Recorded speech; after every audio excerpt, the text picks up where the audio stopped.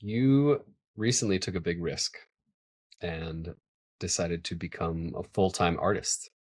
Mhm. Tell me what it feels like living that dream. Hmm. It feels very freeing. Um, it's something I've always thought was my dream, and so now that it's here, um, yeah, it just feels very free. Feels like I'm doing what I'm meant to be doing. It definitely has challenges with like, how am I going to do this? Financial troubles, things like that. But just the fact that I am doing it and it's my only plan A feels really good. And I just trust in that. Mm. Did it free you from something else? Was there something else holding you back that this freedom has given you that you didn't have before? Mm, it's sort of, no, it's sort of just more when I was working in a corporate job, when I worked in sales, acting and singing and painting was always kind of that is my dream. That's what I really want to be doing, but I got to make money and so I have to have this corporate job, but really it's the opposite. And now that there is no backup plan or thing to fall back on like a corporate job, like a steady paycheck, that kind of thing, it's much more freeing knowing like no, this is the plan because it forces me to focus and it forces me to wake up and paint every day and find my next singing gig and find my next audition and Hmm. it's actually the opposite than what I previously thought. Hmm. So that's how it's sort of freeing. It's like, no, I can do it. Mm. I don't need a safety net. Hmm. It's freeing. There's no safety. There's no parachute. Yeah, There's no corporate parachute. you're all in. Yeah, Yeah, exactly. the deep end of the pool and trying to see if you can still swim. Yeah. And you're classically trained in a bunch of Correct. ways. Yep. Tell me about that. Yeah, I'm a classically trained singer. Um, I've been taking voice lessons, voice coaching since I was 12. And kind of had a variety of different coaches and things like that, but all kind of the same method. It's called the bel canto method. Um, Mm. and yeah, mostly musical theater training. And I studied at Stella Adler in New York City for acting, and I've taken other various acting classes. Yeah. Were there any big lessons or takeaways that you gained through that training? Like what's stuck with you into this second phase or chapter of your life from that training you received back in the day?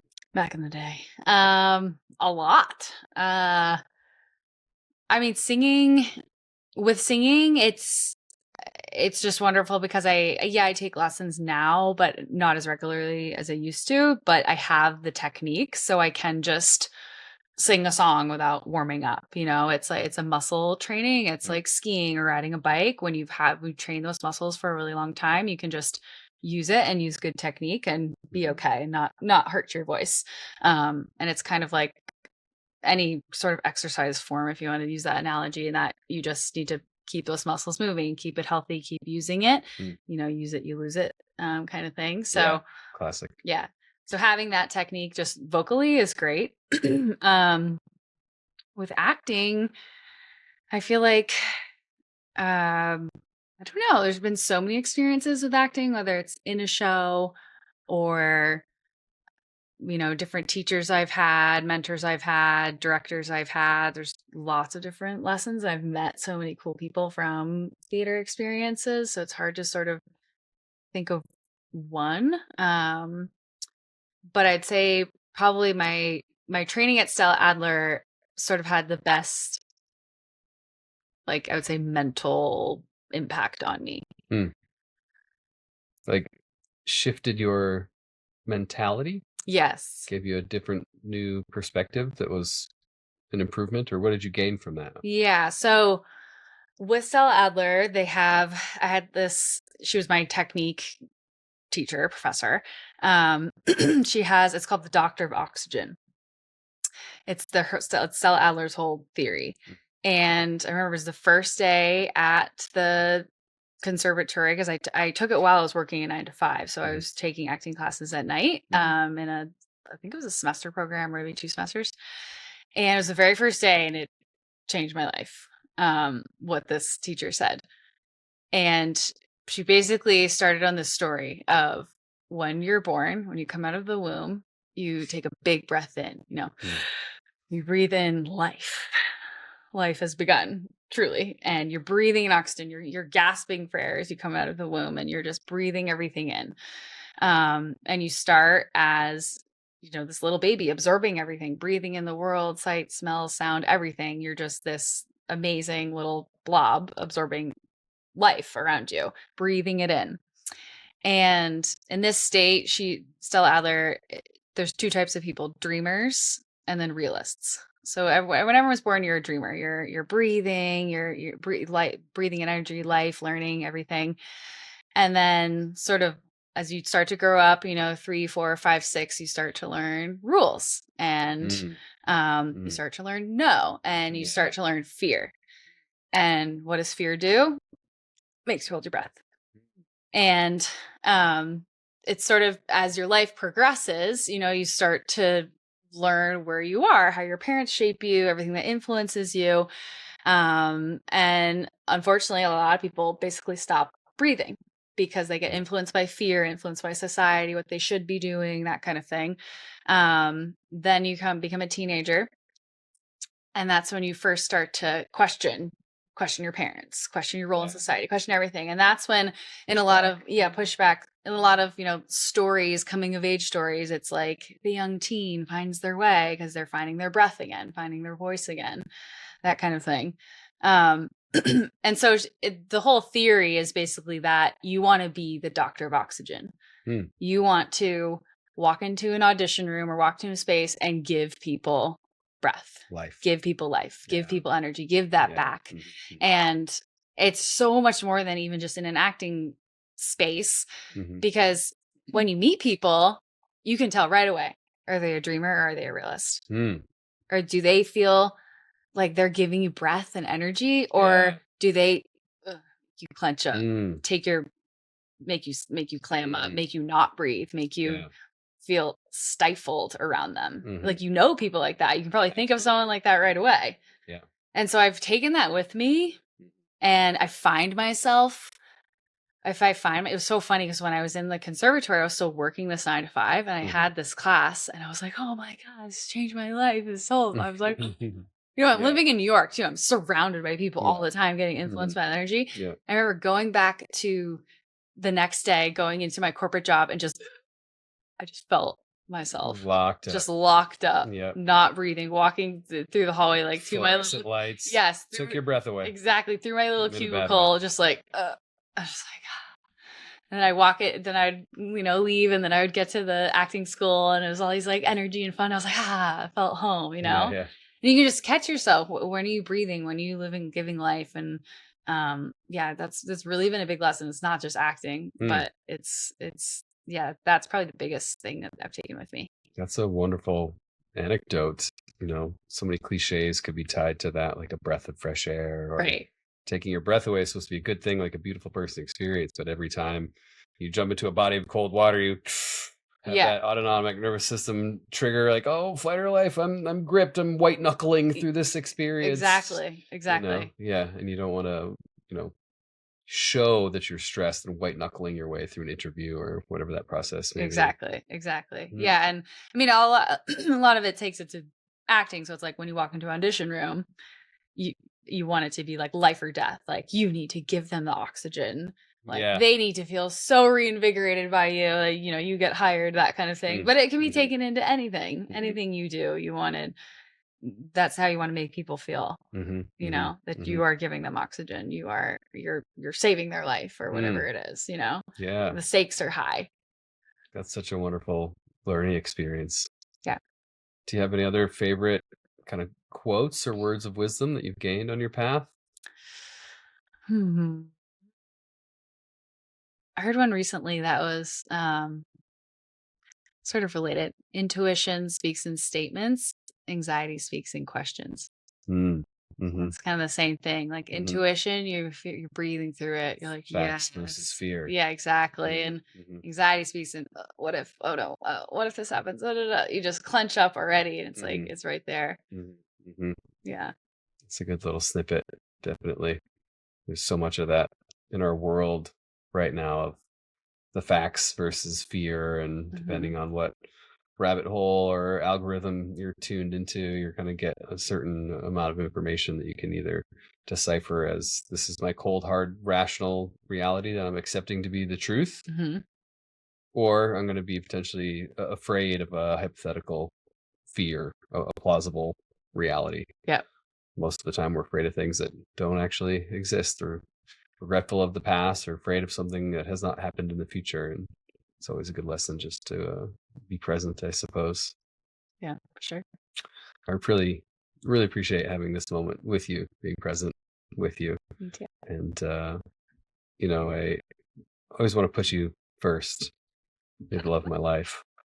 And it's an honor for me to be starting this podcast and have my first episode be with you. And it's Oh. meaningful to me to have you be the first because you are my number one. Oh. Yeah. Thanks, honey. Yeah. We say our names together, and I always like to say yours first. You're Molly. I'm Hayden. It's Molly and Hayden, not Hayden and Molly. Yeah. Yeah. I always really appreciate that.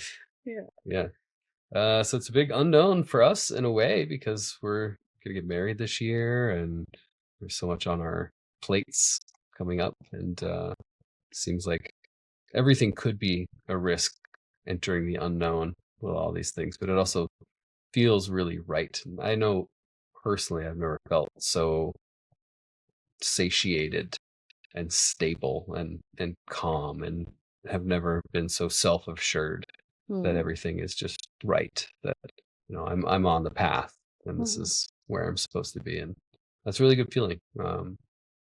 I hope that every person can find that at some point in their Yeah. own life. Me too. Yeah. Or have there been times in your life where you have not been on the path and have felt very tumultuous, or have been on a rocky road, or Oh, for sure. yeah. Yeah. um. Yeah. I mean, like all of my 20s, like Yeah. everybody. Um. Yeah, it's funny too, because sometimes you feel like you're on the path, but you are so not. Mm, Like, even in New York, when I was pursuing acting and theater, I was just partying and drinking. It's like, oh, but I'm doing that. It's like these stories you tell yourself, mm, like I'm doing the right thing, or I'm mm, good. And yeah, yeah, I've had, yeah, I would say, like in my 20s is just a sort of blanket term, but yeah, when you feel sort of unsure of yourself and that kind of thing. mhm, Um, but I'd say over like, right before we met, I had a mhm, really rough 2 years where I think it's just, sometimes like life is gonna life you. mm, And mhm, that's what happened to me. mhm, Um, and I resent feeling like a victim, victim mentality with it. mhm, But I had sort of a series of unfortunate events that felt like I kept getting punched while I was down. mm, Um, and it just makes you doubt. It starts to make you doubt if you're doing anything right at all, mhm, you know? mhm, mhm, Um, so yeah, but it's just like one foot in front of the other. Theater really helped me. Less mhm, alcohol really helped me. Meeting mm, you, mm. was the best part. Yeah. It's the karmic balance of life, I Yeah. guess. It's hard sometimes when you feel like a good person, and, you know, why do bad things happen to good people? Yeah. It's kind of an ongoing question of the universe, and a lot of religious and spiritual entities that like give answers to that. But I think in the end, it always works out the way it's supposed to. And those roller coasters are mandatory, Mm. not optional. It's everything you do in life is a combination of the decisions that you've already made, Mm-hmm. and your fate, although perhaps is predestined, so it could be like a deeper philosophical question, Mm-hmm. um, is also dictated by your past, I Yeah. suppose. And I also think I also think the universe tests you. It sees if you're ready to level up. mm, Sometimes suffering isn't optional.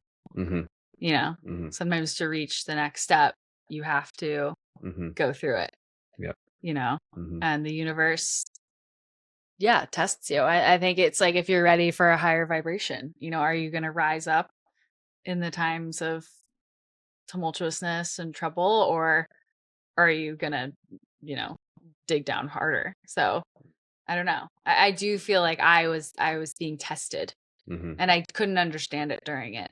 I still don't really understand it sometimes. But like, honestly, it led me to you. And so it's like it all makes sense now. You know? Yeah. Yeah. It's hard to see through the chaos sometimes. And sometimes you don't even know when you're in the chaos. In fact, you're so blinded by that tumultuous reality that it's just, this is normal life. And I'm kind of numb to it. Everything's normalized. I live in a chaotic city, or, you know, I imbibe a lot of different kinds of substances that help me block out the noise. Right. Yeah. You know, plant medicine can be really good to kind of tune in to some of that, to really focus that chi and gain the little bit of wisdom that we all have that's like truly naturally in us. Yeah. It's good to feel that and kind of get behind the wheel a little bit more. You know? Yeah. It's sometimes you're just like on the bus, Right. or on the crazy train, fucking here we go. Another time it's like, check please. I'm gonna walk from here. I think I'll walk from here. I'll walk from here. I'll walk from here. Right. That's fine. Catch a ride with us. Sometimes you can phone a friend. Sometimes call a friend. Yeah. Hey, pick me up. Yeah. Have you had any close friends ever kind of save you or be there for you? Have you ever had a moment where you had to phone a friend? Yeah, definitely. I would say, my best friend from high school. We've been friends over 20 years. She's usually the first person I would call. Just because she knows my family, she knows my life, you know, beautiful. she knows my background. Yeah, I mean, that's what good friends are there for, you know. It's like, who do you call with good news? Who do you call with bad news? It's usually the same person. Yeah. Yeah. Yeah. Interesting. Do I call the same person if I've got good news or bad news? I don't know if I call the same person. Really? I don't think I do, actually. Who would you call? I mean, it depends how bad it is. It is what it is, right? You're gonna tell everybody everything, I suppose. But yeah, bad news. I play those close to the chest. Yeah. I mean, yeah, only certain people I would call with bad news, but it'd be the same people I would call with good news. Yeah. Sometimes the good news, you kind of want to like brag a little bit. Right. Get it out there. Yeah, and some people don't take good news well. That's also a thing. You know? Yeah, be careful. Some people want to hear your bad news. Yeah, I don't want to slight anybody. Yeah. Yeah. Well, tell me more about entering the unknown, this new chapter of your life, and becoming a full-time artist and dumping the corporate 9 to 5 and engaging in what I understand to be like your lifelong dream. Yeah, my lifelong dream is to paint during the day and act at night. It's kind of what I always said, and I'm doing that for the most part. Yeah. Yeah, it's a little scary. The only scary piece is the financial element. I used to have a paycheck every 2 weeks, and now it's different. You know, I gotta hustle. I'm my own boss. So that's the toughest part. And I think one thing I've been trying to remember is that if I'm my own boss, I need to speak to myself like a good boss would. You know, I have a tendency to self-doubt and be really self-critical, and a good boss wouldn't do that. Yeah. You know, a good boss wouldn't be like, Mhm. that painting sucks, Yeah. or you did better yesterday, or Yeah. oh, he really slacked off today. Like a good Right. boss wouldn't say that. Yeah. Same with a friend. Or same with a You friend. wouldn't talk to your friend the same way you talk to yourself. Exactly. And so Yeah. that's something I've really had to check Self-deprecating. myself Mhm. and keep up the good work and like all the cliches, like, no, you did do that today and you followed up with that person and maybe let's try and get this done by Friday. And it's like speak to yourself as if you would to an employee, Mhm. and not yeah, especially with art, it's so easy to be self-critical because it's something you're creating or it's something Yeah. your literal voice is coming out. So Yeah. You're your own worst critic. yeah, exactly. So it's not like I'm working with a product like Mhm. physically that I'm selling a physical piece of artwork, but Mhm. I made that artwork. It's Yeah, not sure. like I'm building something or something, Mhm. Mhm. or selling something. So yeah, that's something I've definitely had to work on. But Mm. um yeah, the self hustle and the self talk. Mm. Yeah, Yeah, key part to being self-employed and being your own boss, I guess, definitely. is Definitely. We when I worked in sales, I used to work at a very intense sales job for luxury travel, and I had a great boss there. And it was he would use this phrase called head trash. hmm, Take the trash out, get that head trash out, yeah, yeah. you Mhm. know? Yeah, Like, "Ugh, I don't want to call this person. They're just gonna say no, or yeah. I don't want to do this. They're gonna. It's like you're putting trash. Don't do that. Yeah, Don't trash your workplace. yeah, Like, yeah. get rid of the head trash, Mhm. do whatever you need to do Mhm. to make that next call or the Yeah. next sale or whatever it is. Like, no Mhm. head trash. Yeah. Like, Keep the mental ocean clear. No need yeah, to muddy the waters. exactly. Hmm. Yeah, yeah, That's a fun little anecdote too. yeah. I appreciate that. So, what are you really stoked on right now? Like, where are you finding your flow and your passion? Is there an individual art project or theme, or like what's really driving you right now? Couple of things. I think I really one of my goals this year is to just sing more and sing more freely. So not sing in a musical theater show as a character. Try and sing at open mics and in a band and be less structured Mm, with how because I have been trained for so long and I'm so used to stage singing. I'm excited to I am starting with a new voice coach, which I'm really excited about, and just trying to just stretch myself in different venues mm, and just styles too, trying mhm, to sing more pop and rock and mhm, just let myself be more free with my voice and be less self-conscious. That's a big mm, goal of mine. mm, Um yeah, aside outside of art and theater though, I definitely the unknown is just our next chapter with you, getting married, having babies and all the things. The biggest the biggest unknown of all. yeah. Mhm, Yeah, that's definitely a big one. I'd say those mhm, mm. two. So babies plural. You want how many do you want? Babe, at least one. I heard babies. More than one. Well, I'm one of three, so Mm, I'll say I'm open to three. mm.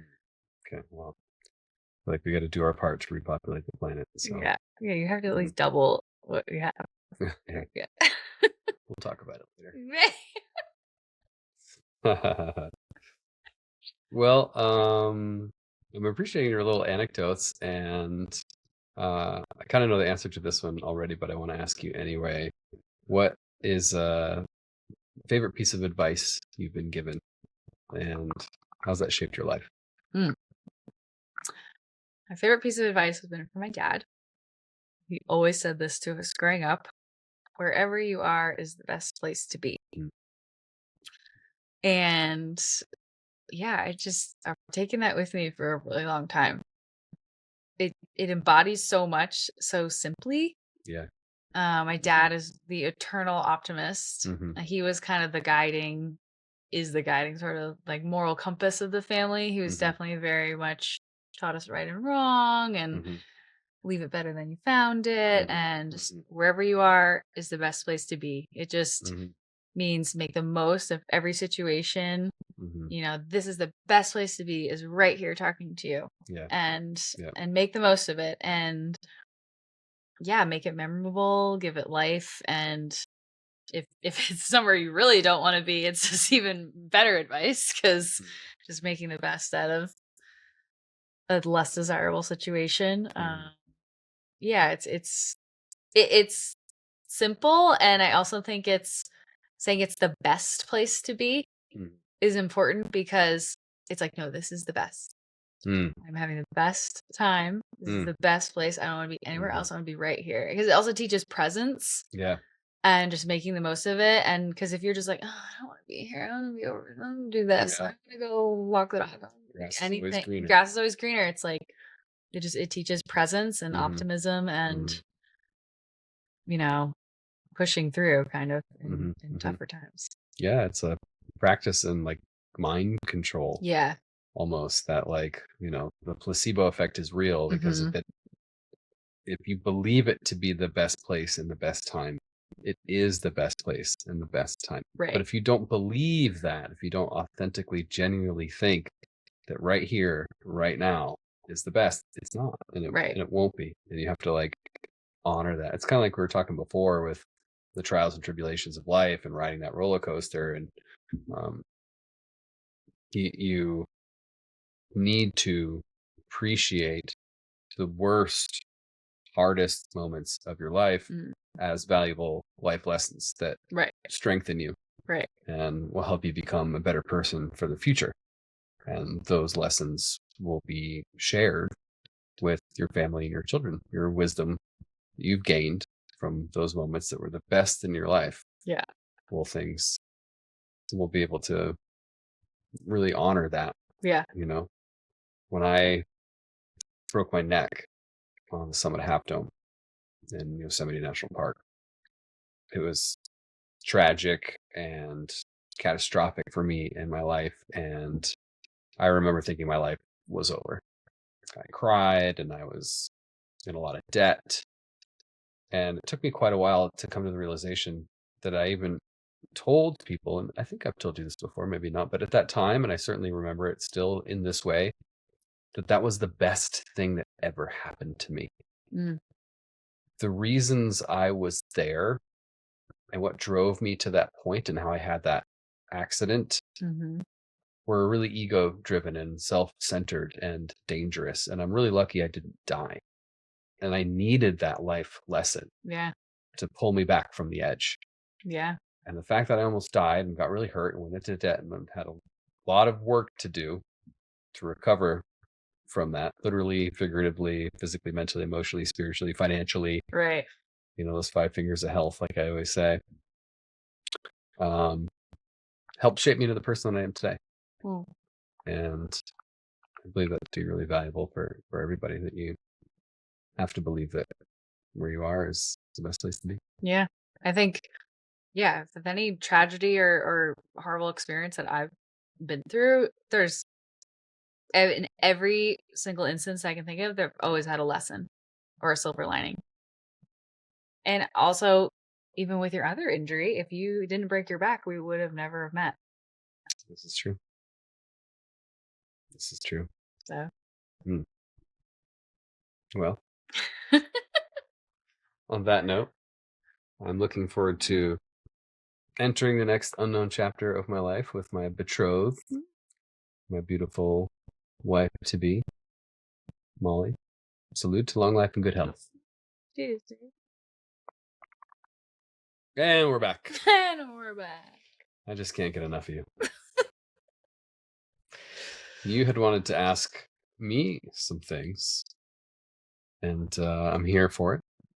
Oh, um, well, what have you changed your mind on recently? What have I changed my mind on recently? Well, I've been ping-ponging my career a little bit. Mhm. Um,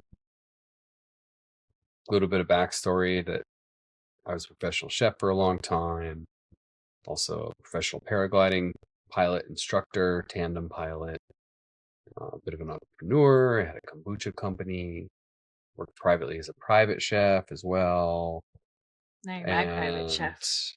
now I'm private chef for one hardest, most difficult client I've ever had.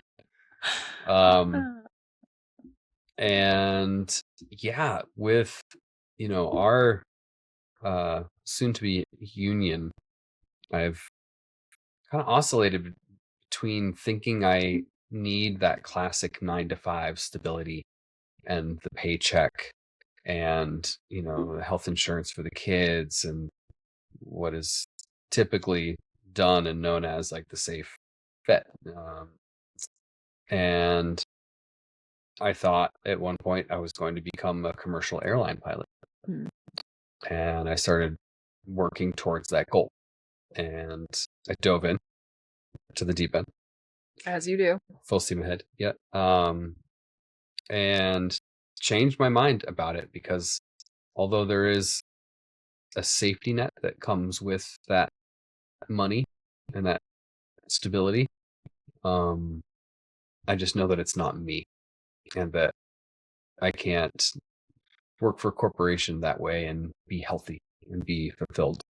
And really having that long horizon, that low time preference, like looking forward and thinking how I'm going to show up for my family and my kids if I'm going to be flying and gone and having long hours and spending a lot of time in a lot of unhealthy environments, saturated in EMF and fluorescent lights and other people. You'd be And sacrificing your soul. a little bit. Yeah. Yeah. It'd be just too much of a sellout for me. So I really changed my mind on that. But I think you'll still love fly. flying. Yeah. Still passionate about flying and love it. And we'll probably do that as long as I'm physically able. But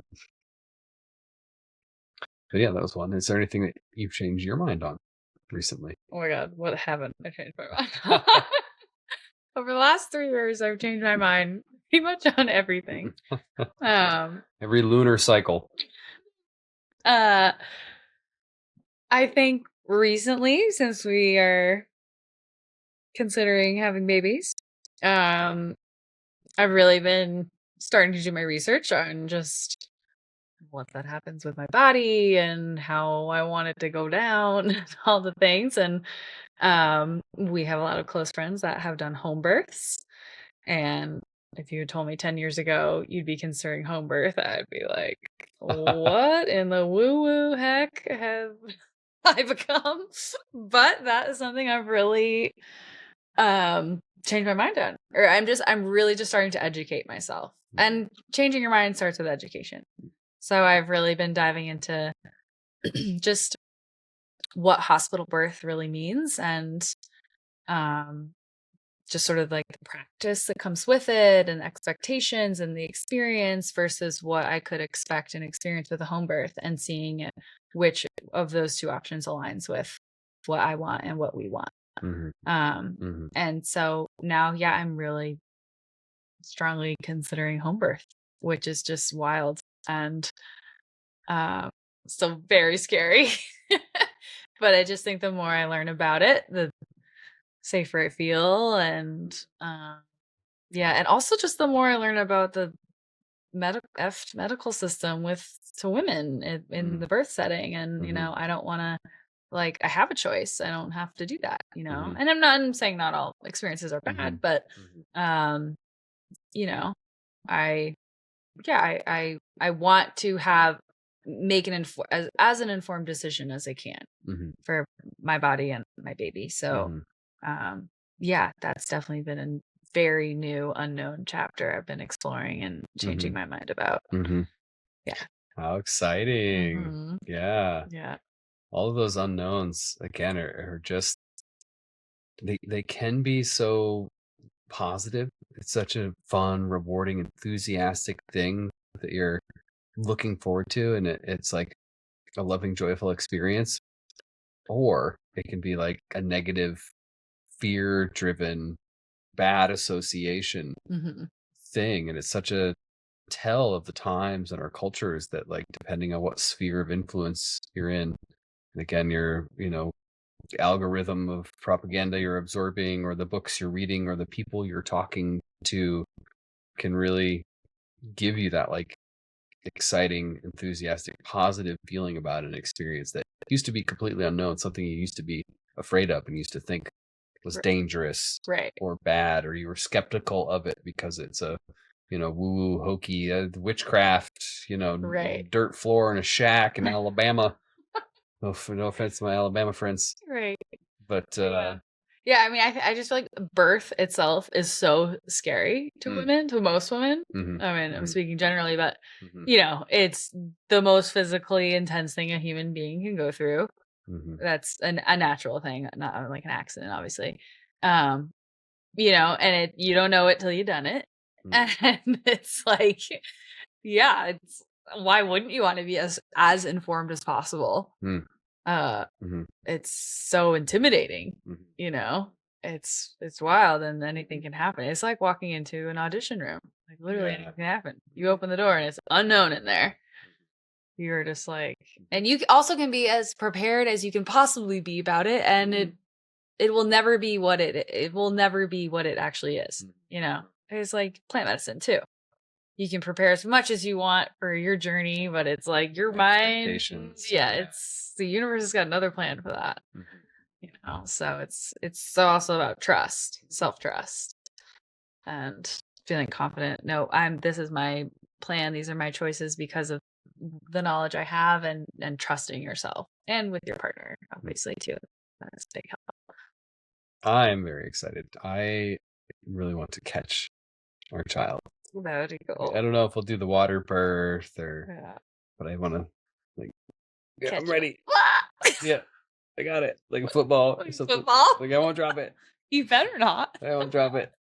Mhm. A water? I mean, I'm a water child. It just seems nice to be in like a warm bed. Yeah. It's like you're gonna Mhm. want that. Mhm. It's crazy too. The baby can breathe underwater. Yeah. Mhm. I watched a water birth the other day on Instagram. Oh, I showed you that one. And the dad's like had his hands in the Oh, water yeah, and he yeah. keeps looking at the midwife like because Yeah. the baby's head was out. Yeah, yeah. And he kept being in like 2 minutes, the baby's just under there. All good. Just Yeah, they had that product that I want to get. Shout out to birthing pool in a oh box yeah. or something. Yeah. It was Birthpoolinabox.com. You just like blow it let up me in your know what living you room. know. Yeah. It's great. I love kiddie pools. It's basically a huge Yeah. pool. Yeah. Wash the dog in it afterwards. Mhm. Well, fun and exciting. What a joyful experience. We're really blessed. Yeah, we are. We really are. Yeah. You know. Well, I think that's all I got for you. All right. Any other unknowns coming up for you?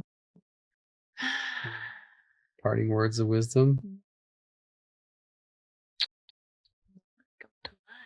I think unknown is I think I love this whole concept you're coming up with. Hmm. I think I said to you the other day, it's really cool because usually unknown sounds scary. Hmm. And, Yeah. It's got kind of a dark it's got a darkness to it, connotation and it doesn't to it. have to be that. It doesn't have to be. No. It certainly has that mystery Yeah. and that intrigue. Yeah. And think of all the unknowns in your life you've explored. The first time you did anything, it was an unknown. Mm-hmm. And just reminding yourself, like, Mm-hmm. the confidence. It's like the confidence competence thing Chris Mm-hmm. Williamson talks about. Yeah. Which comes first? Mm-hmm. Do confidence, then you get competence, or are you competent at something and then you get confident? Mm-hmm. And it's like the more unknowns you enter Mm-hmm. with confidence builds that competence to do it again. Mm-hmm. Mm-hmm. It's Um kind of chicken and the egg. yeah, kind of chicken and the egg. Yeah. Well, I think my next unknown is what's for dinner Cooking. forever. Well, to our mocktail. Love you.